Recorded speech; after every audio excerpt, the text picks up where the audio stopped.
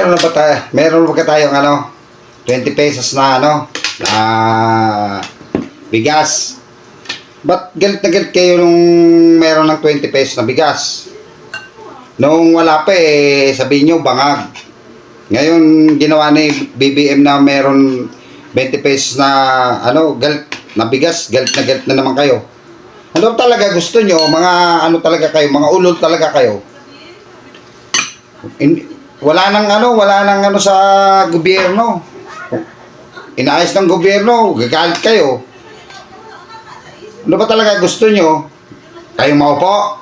Mga loko-loko kayo? Kaya ulit yung mga DDS na to. Yung wala pang bigas, sabi nyo, hindi nagagawa. Yung lulol nyo nga, yung nakakulong sa hek, sabi, 7 pesos lang ang gusto. Si Kubuloy nga. Sabi ni Kubuloy, pag siya ang maging presidente, gagawin niyang 5 piso. Yan ang hindi kahindik-hindik yung mga nyo, yung mga sinasabi. Kung nagtatrabaho yung gobyerno, ano talaga gusto nyo? Doon nakabili ako bigas to, 20 pesos lang Diyan sa Kamuning. Diyan ako nakabili. Loko-loko itong mga to. Wala nang tinamaan yung gobyerno. Loko-loko. Nung wala pang 5 pisong bigas, nasaan yung 20 pesos na bigas, nasaan yung bigas? Yung ginawa ng gobyerno,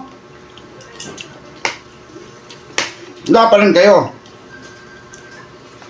Ba't talaga itong mga hayop na to? Wala talagang kontentuhan. Diyan na kayo, makulong na kayo lahat.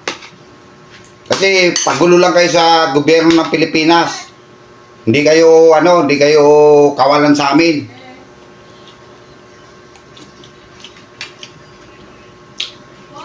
Pagulo lang kayo, gumagawa lang kayo ng kwento ng balatuba. Tinanggal na ngayon yung mga kabinete ni BBM kasi tinag-resign niya. Buti nga mabait pa yung gobyerno, mabait pa yung presidente. Hindi niya tinanggal, pinag-resign niya para may dignidad yung pamilya. Kayo,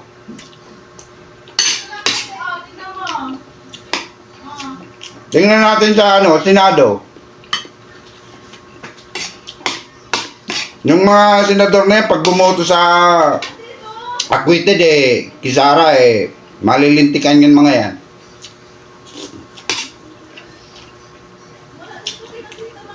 Loko-loko.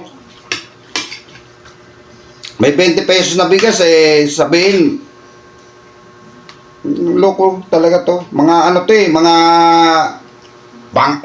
kayo ang tunay na bangag.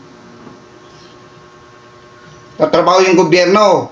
Hindi na makatulog si BBM sa kakaisip sa inyo para matugunan yung mga hinain nyo. Ito, 20 pesos lang to. Ang sarap. Lalo kung masarap yung ulam mo. Ito, ang dami kong ulam. Yan. Lalo kung masarap ang ulam nyo. Kahit nga walang ulam masarap to Kasi bagong ani to Asin lang, pwede na. Wala nang tinamaan sa yung gobyerno. Mga loko-loko kayo.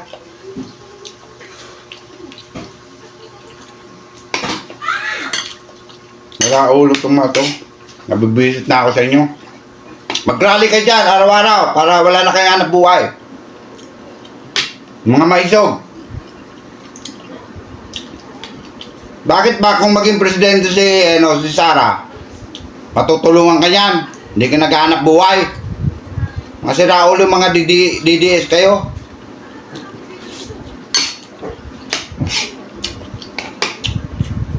Kahit kung sino presidente dyan, wala kang magagawa dyan. Maghanap buhay ka sa sarili mo. Nakikipagpatayan na kayo sa gobyerno. Sa kalukuhan nyo.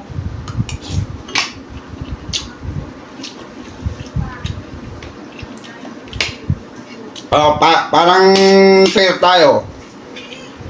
Alam mo, hindi na MP si Sara, naging presidente.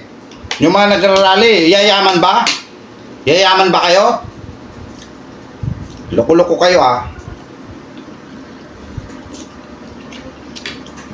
Maano yung bunbunan ko sa inyo? Peace.